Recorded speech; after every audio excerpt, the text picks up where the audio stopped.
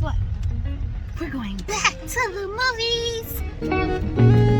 He's not as thrilled as I am. I'm excited because we're going back to the movies. We're headed to the movies to go see Fast 9. Fast 9. I'm excited. And I had to do a little research, reactivate my A-list, which was automatically going to be reactivated on the 1st, which is Thursday or something like that. So yeah, reactivated my A-list. So I got a bonus credit, and we're going back to the movies for $2.40. Both of us. Yes. And our 2020 bucket, please make sure it's the 2020. 2020 bucket is still eligible to be used for the rest of the year. So, $5 popcorn. We didn't bring the 19 bucket for a free refill, but we're gonna ease back into the sodium intake. I'm kind of excited for movie popcorn, and the refill will get on the way. How you feel, babe? Yes. I'm too excited for him to be going back to the movies. I think I'm gonna use that as a clip. That's it. You got nothing to say? You excited to see Fast 9? Interesting. Are you a Fast and Furious saga? Fanatic? No. Not fanatic, but like, is it interesting? Have you seen them all? Pretty much. It's my era. So you have seen them all? Pretty much. When did the last one come out? A couple years ago. Did we see it together? I feel like we might have. Let me go look it up. But stay tuned because we're going back to the movies. Oh gosh, that's a new voice. Anyways, bye.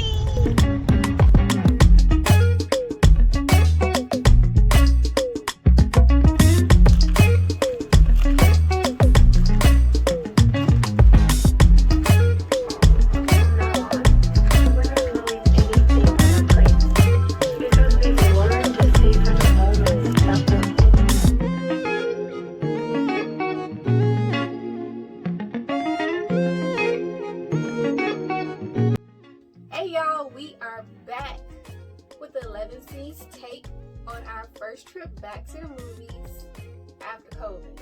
But technically, we went to the movies during COVID. Remember, we went and saw Tenet, and I was just like, ugh. But yeah, we're back. And if you don't know, I'm Ziandria Vishanti, and this is my husband, Andreas. and this is 11 Scenes. Let's get into it. So, babe. Clearly, if y'all saw the clip earlier, y'all knew he was not as excited about going back to the movies as I am. I just show a little bit more emotion than he. But we went back to the movies and saw Fast and Furious 9. Babe, are you a fan? I guess you can say I'm a fan, but I'm not. It's drawn out. They should just make it like a TV series at this point. But I mean, get your money and make it interesting. So yeah, we went to see it. It was interesting. It was good. What was good about it? How they tied John Cena in the what's the name, and just the continuation of the storyline, pretty much. How they made more stories but tied it in with the older story. So what's the name? The story. Just the story in general. Mm-hmm. So we're gonna accept that answer as he's not a fan, but he follows along. He's watched the movies. What are you excited about? Are you excited about being back, going outside, or what's coming up? What are you excited about coming through the movies? I guess the real excitement is just being from the movie so long and seeing what people have in store. But Any trailer catch your eye? Nothing that I was super psyched about. I mean, I know they're doing the G.I. Joe Origins thing. I'm a G.I. Joe kid myself, so that's pretty interesting to me. But I mean, interesting stories, different actors, different dichotomies as far as this, that, and the third. So I'm just glad to see his movie still coming out. So okay. So not so much movies. What about being back outside? That ain't never really changed for me. I've Clearly, been an outside kid all my life, so. He was not one of those, okay, I'm staying in the house. His butt was out there playing basketball every day. So, yeah, so I have reactivated my A-list, so hopefully we'll have more movie reviews for you. A-list actually reactivated automatically for all the subscribers on July 1st, but I went ahead and reactivated mine the Monday before first movie we went to see was Fast 9, and then I went back to the movies the next day, I want to say. Was it the next day or the day after? It was the next day. The day after or the next day. And I went and saw Cruella. Cruella was an awesome film. It was a full story. And you know, like, Disney does this thing where they go back and forth with telling and retelling the stories. There's so many different versions of these stories, but it was good to see like a full character development for Cruella. Like, it literally started with her coming out, being born, and her dying. That doesn't give too much away, but in the rebirth. So it was really interesting. And with the extra scene, if you didn't know there is an extra scene, it sets up for a future 101 Dalmatians. Like Anita Darling and Horace, they are the couple from 101 Dalmatians. You remember that, right? Not Yes. really. But okay. But would you actually see another live action 101 Dalmatians if they made it? Yeah. Did you like the live action one or the cartoon one? I mean, I don't remember the cartoon one myself. It was good as far as, you know, family, wholesome kid type of movie. So a live action one, 21st century CGI one, yeah, that'd probably be pretty cool. I like the fact that they set that up, and the fact that she acknowledges that she's not really a villain, that she could have the potential to go mad, but every story needs a villain, so she's willing to play that part. And it was interesting to see like how nurture versus nature changes a person. Even, yeah, it was good, baby. You gotta go see it. I guess too, like, we just thinking about it now. I'm old enough now where movies that come out, you remember the original ones. So I can't say, oh, you know, I can't wait for that movie because I was a kid when the original one came out, and the original one meant much to me, or, you know, had nostalgic evidence or whatnot. So I look to see if they're on par with the older ones. So I mean, I'm just at the age where art imitates life and stuff keeps coming around, and I'm old enough to remember the older ones. So, you know, I'm just interested in seeing how they're retelling the story more so than I'm so excited for the story. So yeah. And it also goes to what we asked for versus what we didn't ask for. Like, this, it was good, it was fine how it was when it first came out. Why are we redoing it? Or it's happy to be redoing it because you get to share it with your little ones. Like, I wish we had a baby old enough to go and like take and share these, but hey, they're new, fresh, so they'll be able to see both versions. Something new that I saw on the previews was they're doing a live action Clifford, the big red dog. Did you see that preview? So it's just like, we didn't ask for this, but it'll be interesting to see how they really did did a Clifford. Besides the books, they never really did a Clifford movie or cartoon that was suitable. If you There was a Clifford cartoon. but it wasn't suitable. How is it not suitable? Because it was more. It wasn't like Clifford's story. It was more like the character story, and then Clifford was it Emily? If I'm not mistaken, that's how I remembered it. It was more the person's story than Clifford, and Clifford was just kind of like the byproduct in the story. Well, this one seemed like it was more Clifford's story, but the person is the byproduct of Clifford, obviously because he's dog pet, all that other good dynamics. Yeah. Since they going back and remaking cartoons, I would probably like Madeline. It's a whole bunch of cartoons we can say that we want to be remade, but Name one. Babar. That's what was going next. Madeline, Babar, those old HBO. Arthur don't need a movie.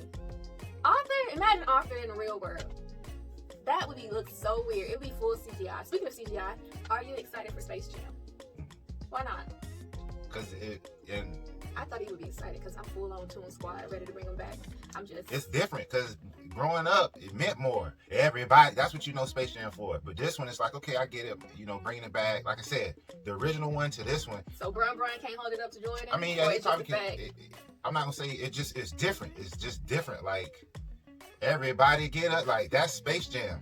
That when it come on, it's Space Jam. To where now, like, I get it, new era, Brian, bringing it back for the kids. Storyline looks a little different, but like, Don Cheadle is actually playing a villain in this storyline. I read in Essence that he's excited to get away from being the hero.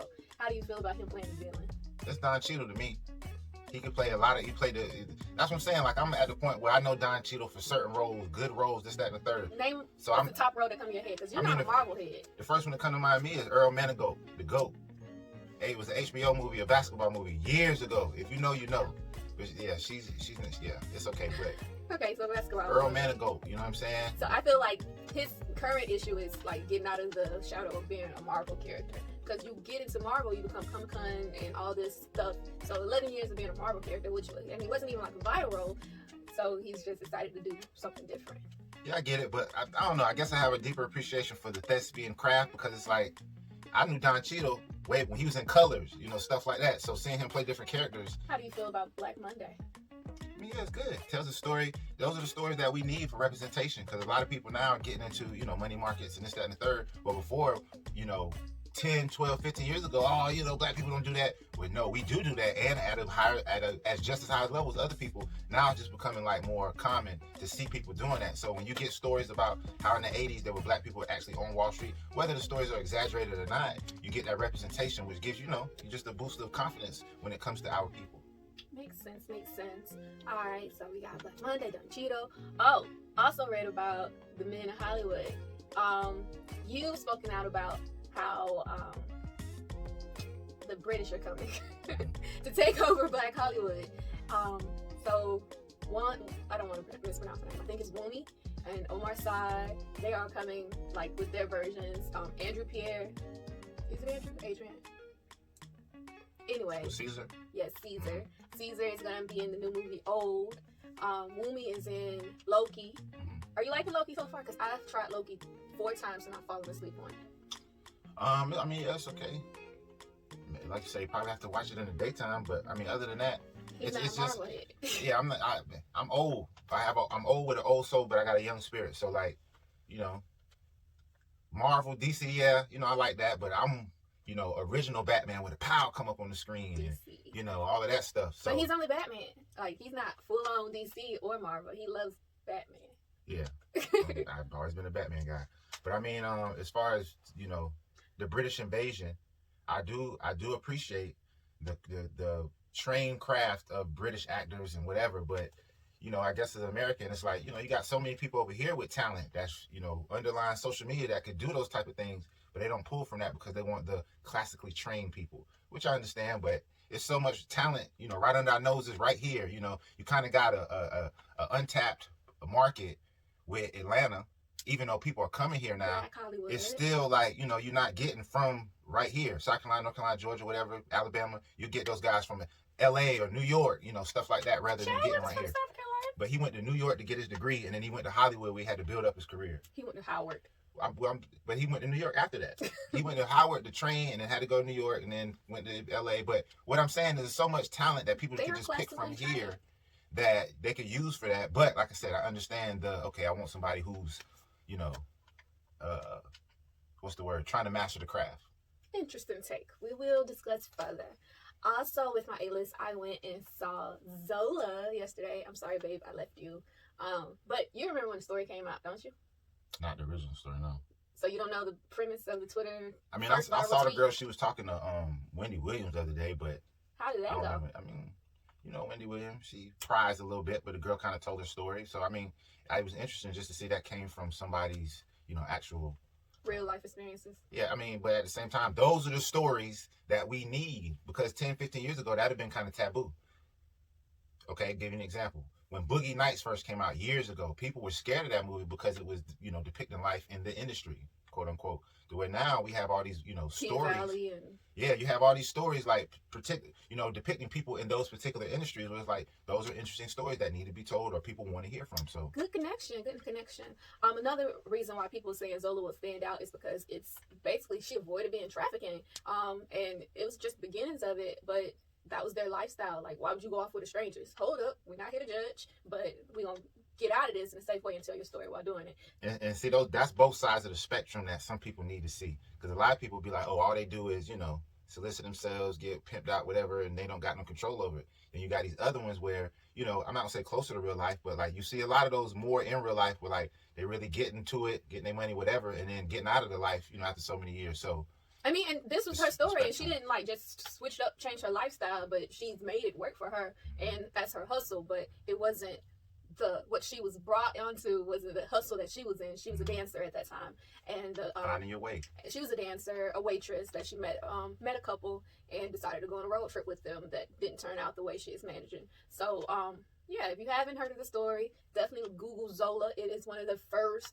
viral Twitter stories, and you wouldn't have all these Black Twitter things without Azia King. So shout out to Zola.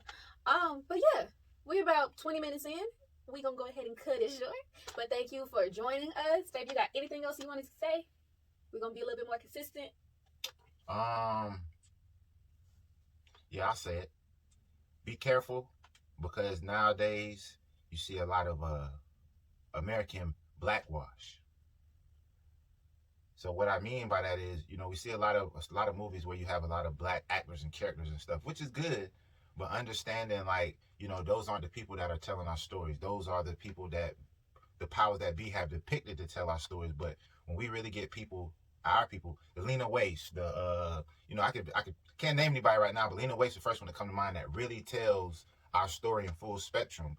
Those are the people that I like to see more on the big screen as far as, you know, playwriting and screenwriting production and stuff. But she's getting flack about not using women or liking black women. Hate it or love it, you're gonna get flack on it. What, 48 Laws of Power? Any attention is good attention, good or bad. So I kind of understand what you're saying. Give us our stories told by black people. Black stories told by black people. Not necessarily black stories with black casts written by others. So yeah, makes sense to me. But I wouldn't call that blackwashing. You called it blackwashing? Yeah, I mean, we'll get into quote it. Unquote, yeah. We'll get into it maybe on the next episode. But thank you guys for tuning in. We hope you enjoyed. Definitely comment below what you are most looking forward to coming out this summer and what we should watch. Because I got my A-list back. I'm in the movies at least 3 times a month, if not 3 times a week. Who knows? I will catch you guys later. Don't forget to follow us on social media. Which Instagram you want to plug, babe? 11 scenes. _1. You got it. I hope you heard it. Thanks so much for tuning in. Please subscribe.